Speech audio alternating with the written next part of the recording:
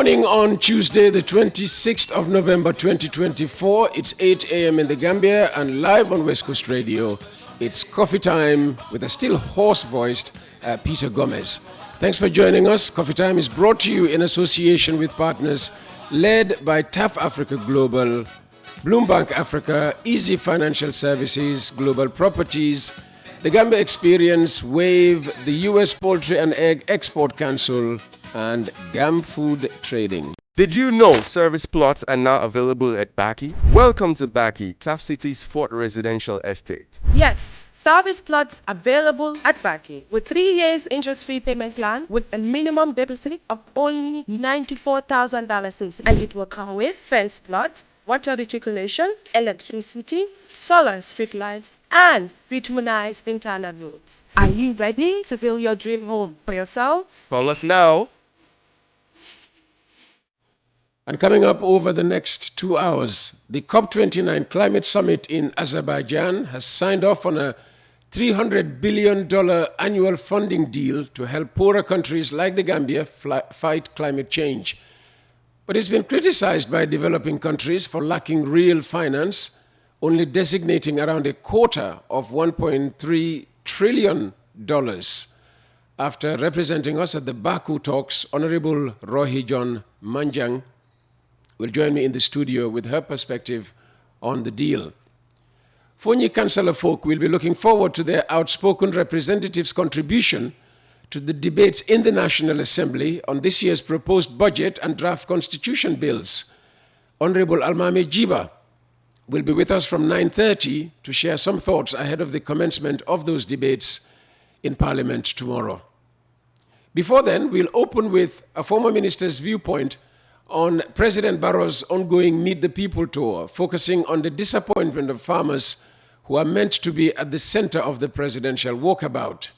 Alhaji Barrow is beginning to believe, as he's about to confess, that his country of birth is a joke. What makes him think so? Well, the proposed budget and the draft constitution that will be the subjects of scrutiny in the National Assembly over the coming days and weeks. Hear what he has to say about both bills. As we mark 16 days of activism against sexual and gender-based violence, we bring you the story of how an NGO aims to reform circumcisers by providing alternative income for local circumcisers to end female genital mutilation. And justices of the peace, notaries public, and commissioners for oaths receive their first American-funded professional training. We also have all the news appearing on the front pages of today's papers. Thanks for joining us. And of course, we always welcome your comments on anything heard on the program or questions for our guests. If you'd like to get in touch, we are on 7711599 and 9910959 for regular SMS texts and plus 22092323333 for WhatsApp. Get texting.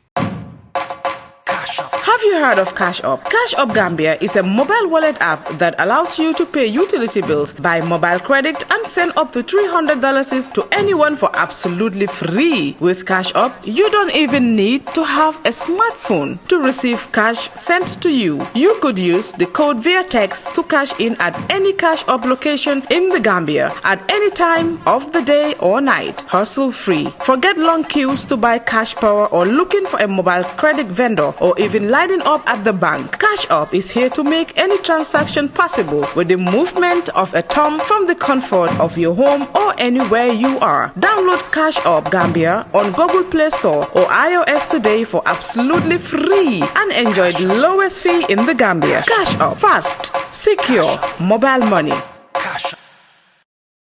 We start this newspaper review with the point. Barrow warns traffic officers. Cruise ships boost tourist arrivals in destination Gambia.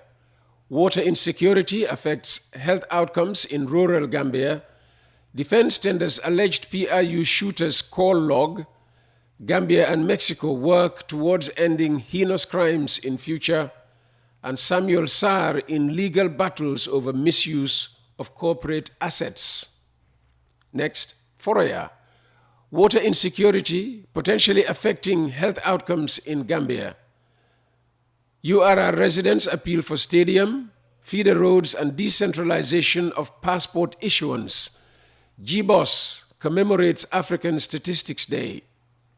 GAM Petroleum and GNPC provide more documents in Gachi's case.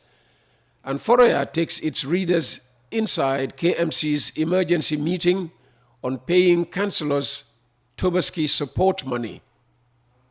Next, we pick up the Voices front page. Farmers call on government to increase farm gate price for groundnuts. CDA calls for embracing of local languages in Gambia's governance architecture. Alleged PIU shooter continues testimony. Court admits documents in Gachi's $58 million case. Police officer testifies in Britain's murder case. NAWEC's newly installed borehole vandalized. Cruise ship arrivals drive surge in tourism to the Gambia, and government renews commitment to end impunity. And finally, the Standard. Rent amendment law makes life easy for tenants. Raila Odinga seeks Gambia's support for AU bid. Gambia and Mexico table draft resolution on prevention and punishment of crimes against humanity. KMC finance manager explains missing tax receipts, and Justice Minister announces death of Parliamentary Council Onome. And that was your first look at Tuesday's newspaper front pages. We thank the editors and reporters of The Point, Foraya, The Voice, and The Standard. Looking for an establishment where value for money and unrivaled services with admirable turnaround time is guaranteed? The Port of Banjul is the perfect place for you. A vital gateway for trade offering connections to numerous global destinations. With improved infrastructure combined with a flexible tariff, the Port of Banjul remains a vital node in maritime trade. Along with its dedicated workforce, efficient service delivery, technology-inspired innovation, and an impressive record in handling all type of cargo, the Port of Banjul is also widely acknowledged as one of the safest ports on the continent, with no history of piracy. As a major player in the region's maritime trade, accounting for 90% of all imports and exports, we are more than just a transit point, but a vital cog in the global trade sphere. Come experience a hassle-free fast customs clearance inspired by our simplified trade documentation procedures, safe and efficient cargo and vessel handling. The Port of Banjul offers prompt, reliable and value for money service, and customer satisfaction is guaranteed. Good day, my people. My name is Marcel Sanyang, Bank Farafenya branch. I just want to encourage my customers to use our mobile app and use our ATM. You don't even need to come to the bank to do any transaction. You can be at your home and you do your transactions. You can also use our ATMs. When the queue is long, you don't even need to enter the bank. Just use the ATM and off you go. I just want to encourage all of you that Trust Bank, we are here for you. We will make sure that we give you all what you need in your banking. Thank you. If you'd like to advertise on the program, it's very easy. Just pick up your phone, dial 699-0107 or 787-0107 and speak to Mr. Jibril Jassi, who also has a third number, which is 924-24-24. Now, the Western world has agreed to pay $300 billion a year to finance emissions reduction and climate adaptation in the developing world from 2035. But developing countries have slammed the deal as too little, too late. The gavel came down on the deal after a tense final few days of negotiations. Well, bargaining on behalf of the Gambia was Environment, Climate Change and Natural Resources Minister Rohey Manjang, who now joins me in the studio. Welcome back. Thank you, Peter. I'm happy to be with you. Absolutely, absolutely. Well, we enjoyed you on the BBC yesterday, so here you are now. I mean, telling Gambians about everything you did for the country in Baku. How tough were these negotiations? It was extremely challenging, tiring, and a long process. It has to be extended for more than 30 hours, telling you that it was a challenging process and also a moment. But the Gambia was happy to be part of the team. that not only supported the LDCs but also put across the country's position loud and clear. So it was good to be part of this historic moment in making history once again in COP29 in Baku. And COP29 was controversial from the get-go because the choice of host, was an issue. Azerbaijan, oil producing, and with some very unorthodox leader, if you like. I know you wouldn't describe him that way. I would not. I never will. Anyway, I don't think that's even an issue. For me, all of us are players in this climate change mitigation adaptation arena. So in making the results, we need everybody on board, whether you are oil producer or even the least contributor like the Gambia. Everybody has to be on board. That's why we're having the global call. So it doesn't matter. What is important is the leadership to create change and make change. And that's why we have to put every hand on deck, including Azerbaijan and even the new emitters. I call them the new aggressive emitters. Everybody has to come on board so that we can craft a solution that will lead us to the 1.5 temperature reduction pathway. So the Azerbaijan issue, but you've heard him in his opening statement. I think you must have got across his statement. Absolutely. It was powerful, controversial, but also at least sniffing to the geopolitical arena in terms of mentioning whether who should host and who's not host. But all in all is politics, and then also politics is also one of the key things that directs climate change actions, as we have seen recently. Help us understand who, these aggressive emitters are and why aggressive emitters. We've seen the new intruders into the market when it's come to the greenhouse gas emitters. There are new emerging economics who has even been one of the stumbling blocks why the agreement could not move successfully, because as per the Paris Agreement and the Convention, it holds on going by the Article 9 that the developed countries should take the lead in providing the financing and supporting actions towards climate successes. So, but then there also with the claim that to say that we have new emerging economies who are also emitting and should also join, but then they are still classified under the developing countries. Should also support. We don't want to join that conversation. It's not much of us.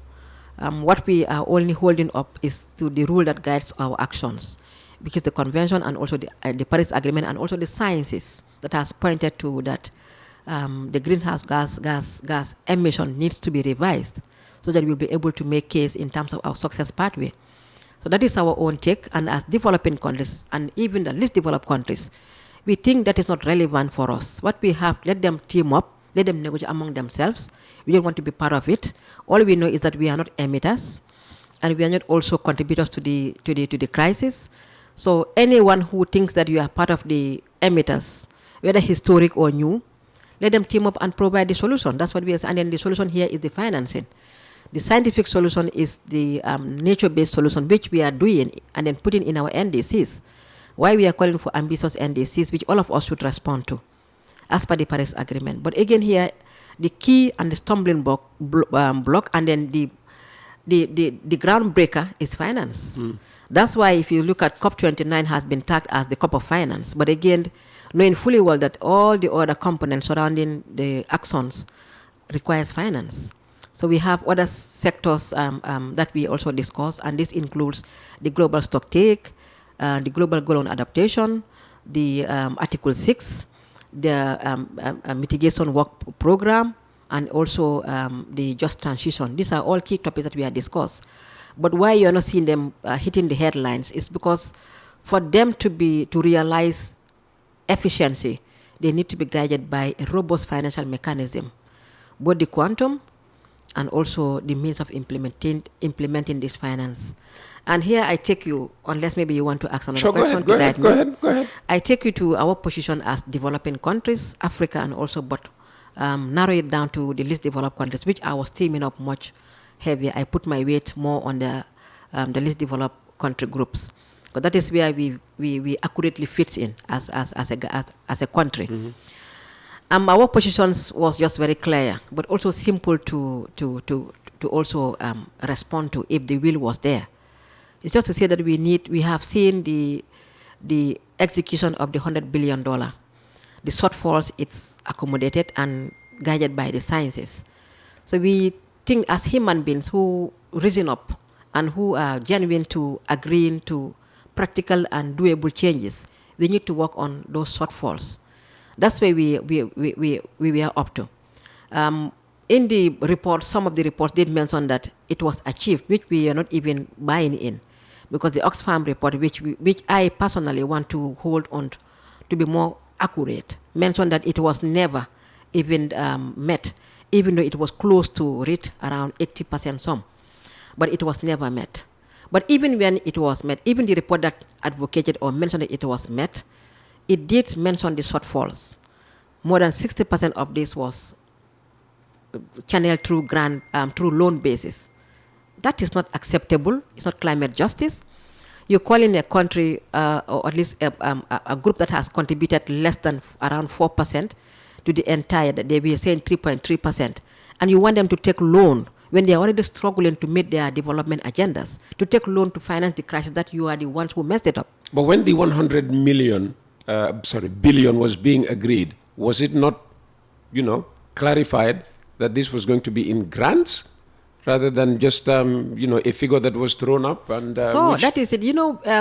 This such kind of negotiations and agreements continues to be polished.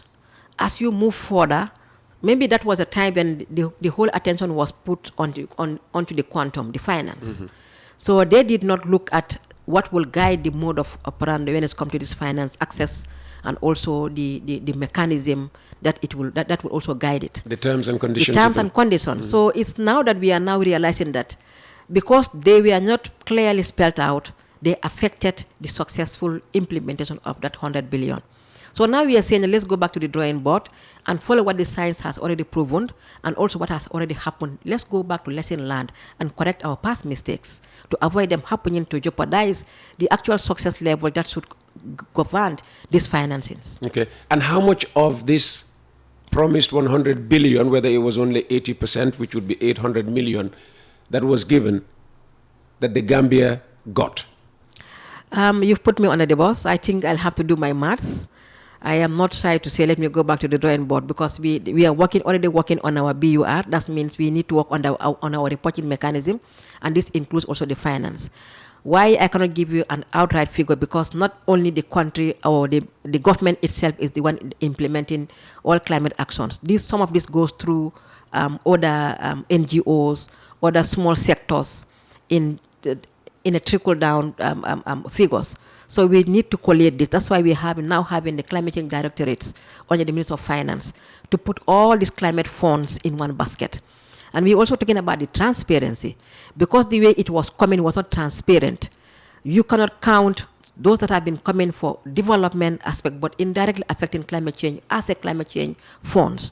So we're having the reporting also challenging, and this is going to affect the Gambia. I will not be surprised that we have a figure that can guide what the Gambia received as part of being mentioned as a climate change, under the climate change funds. Okay. So I'll have to come back to this. I don't mind. I will give you a text on it, okay, so that you can mention it in one of your programs. I should say you are one of the most accessible ministers, in the Borough government to me. I can, reach you anywhere, anytime. All right? Thank you. Thanks to the friendship between me and your husband.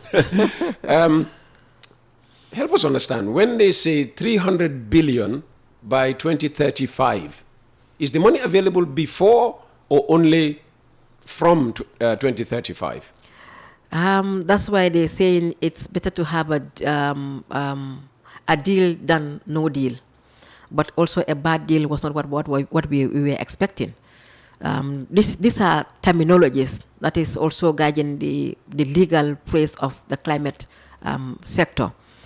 Through 2035, when I first read it, I was like, okay, we have achieved out. And then they hit them and said, look, legally, this is not even the money that is right now available. Yes. It takes us all through to 11 years to come. Yeah. That's 2035.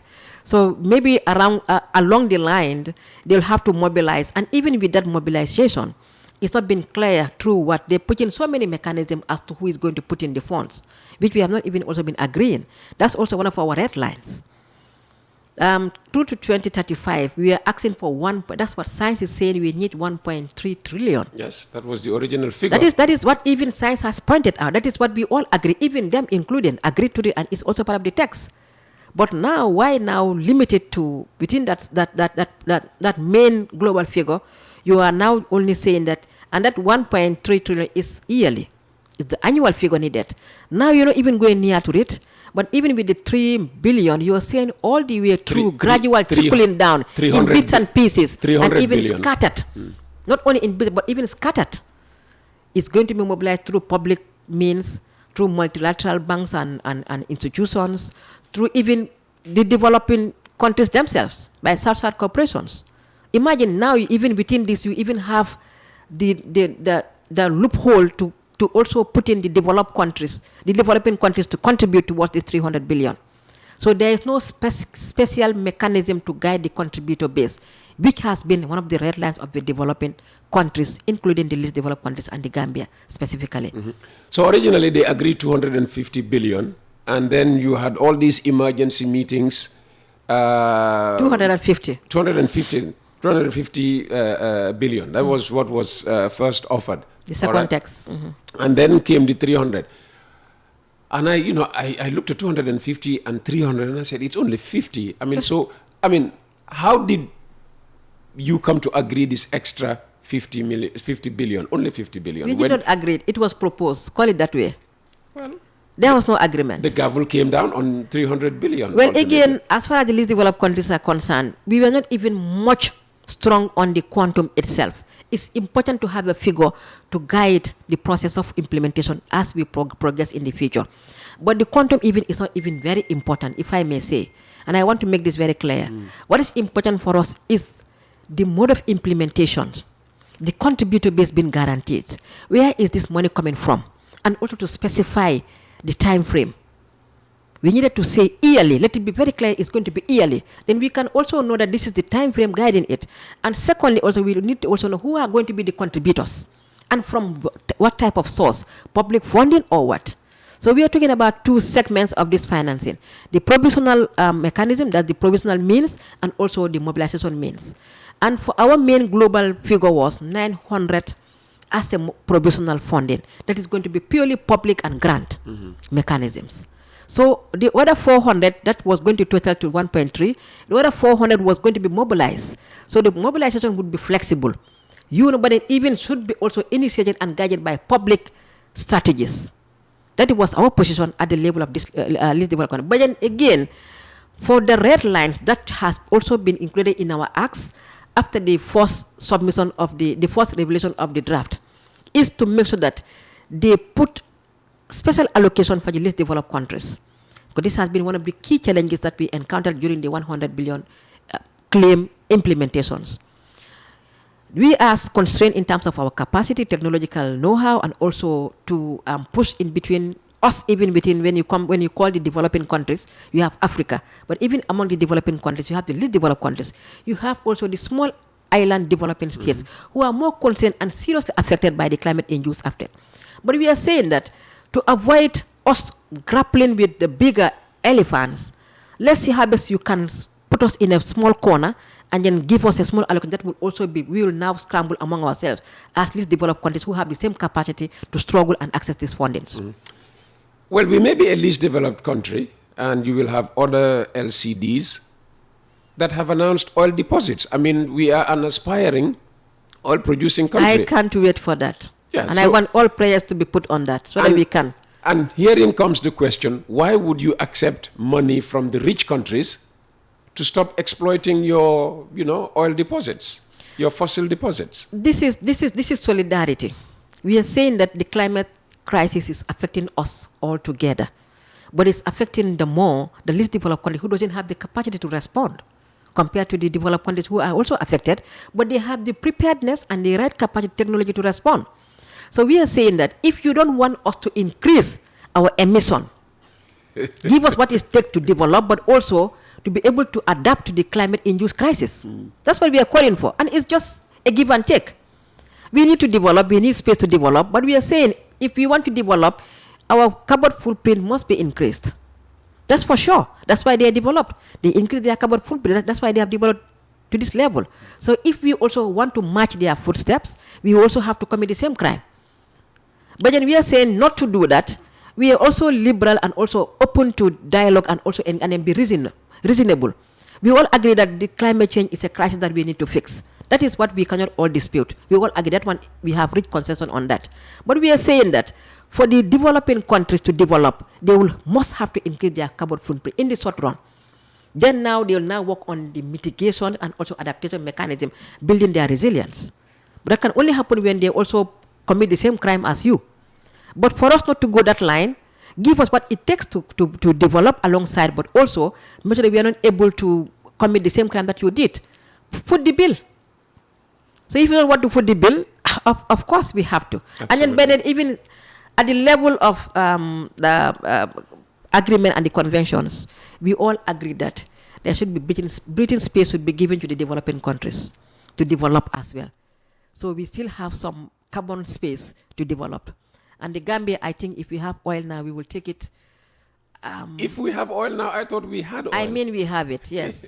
But then because we cannot prove that we have it, we are still exploring, and then expectations are positive. But if you knock our locks right, and we are able to confirm that it is there, we need to explore.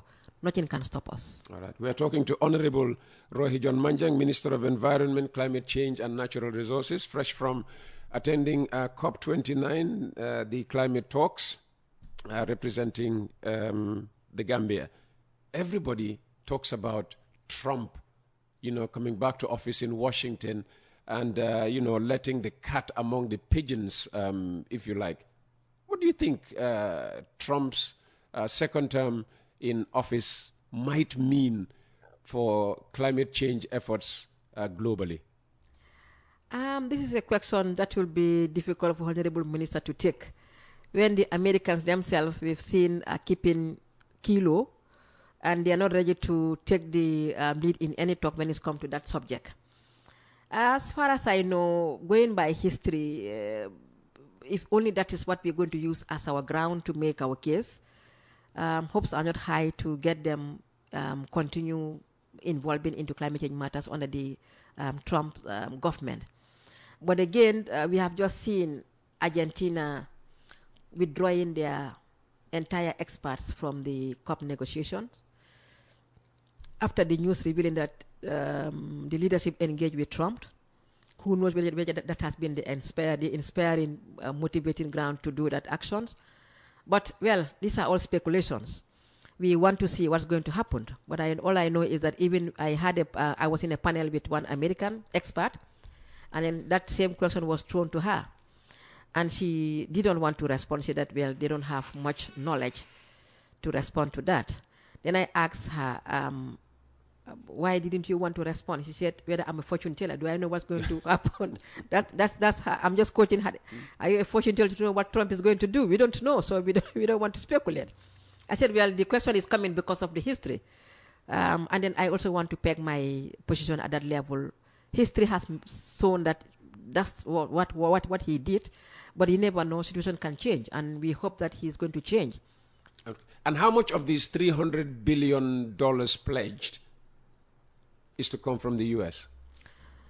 That is why I would tell you the U.S. has been very quiet for even, it's not only this COP, the past two COPs, in terms of taking the lead in positioning themselves when it comes to financing.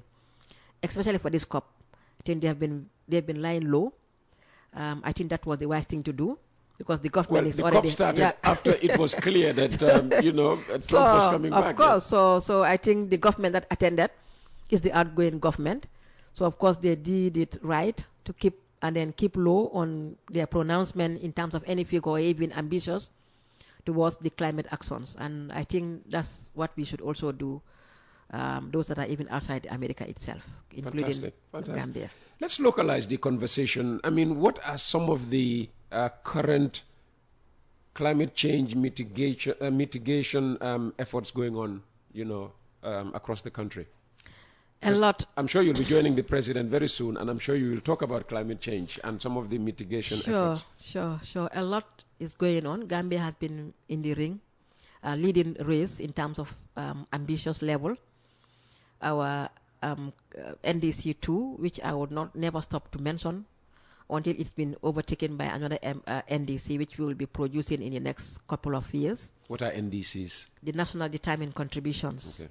which also spelled out your actions towards attaining the 1.5 degree temperature reductions.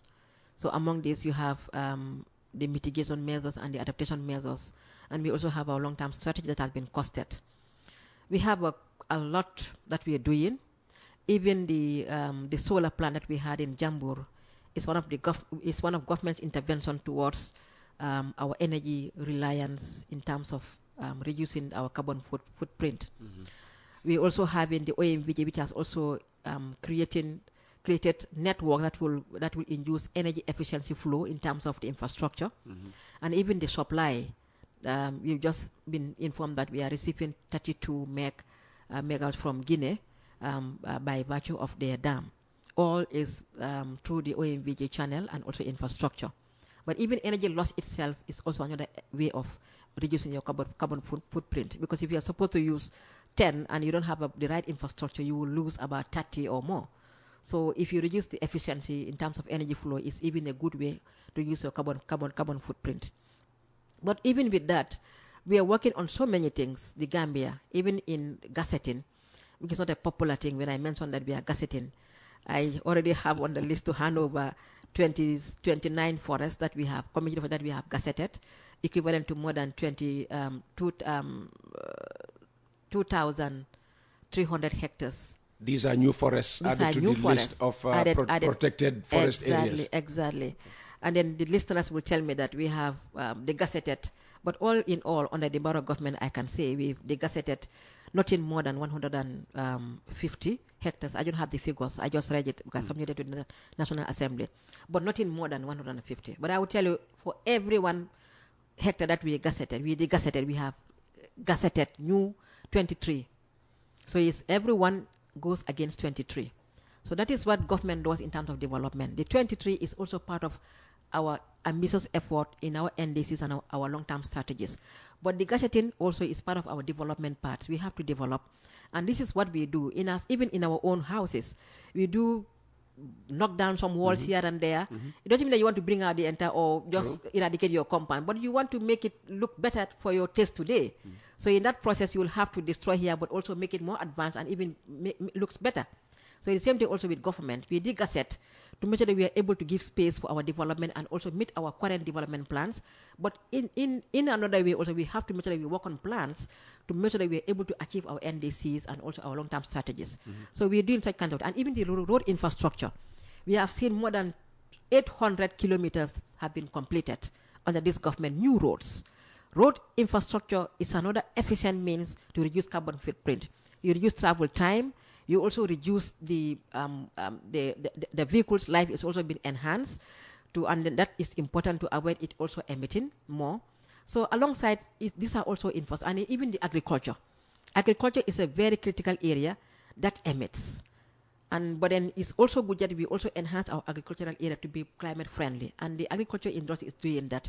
We've seen that the agriculture ministry is now training people to use organic fertilizers, which are not only good for the environment, but even for our own health.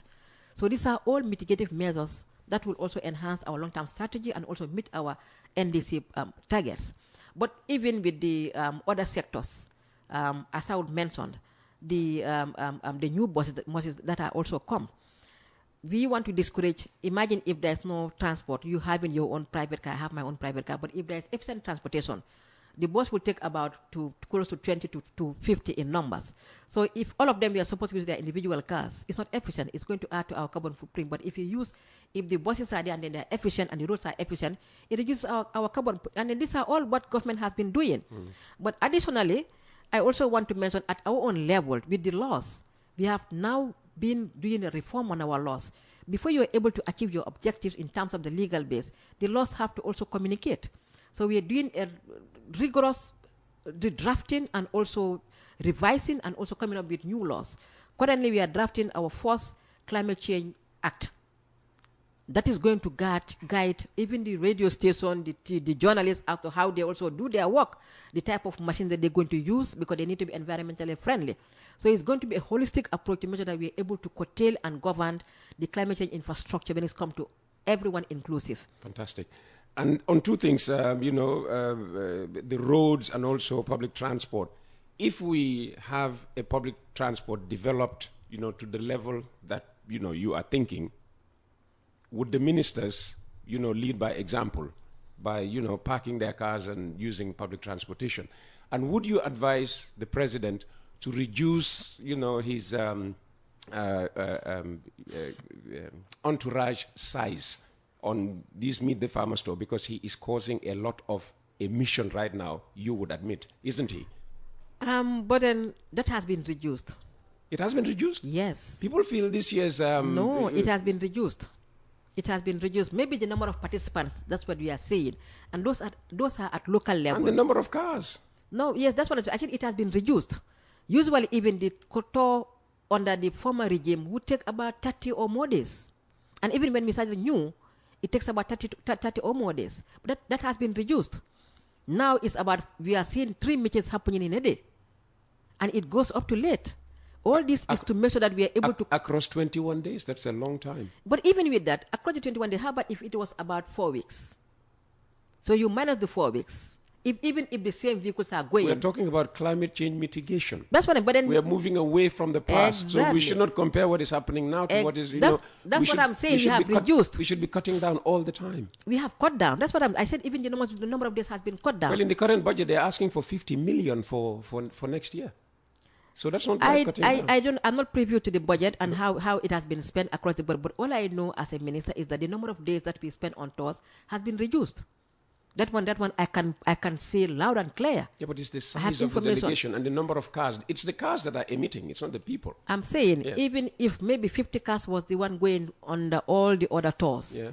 So now if they were taking about 30 or more days in the field, they will emit more.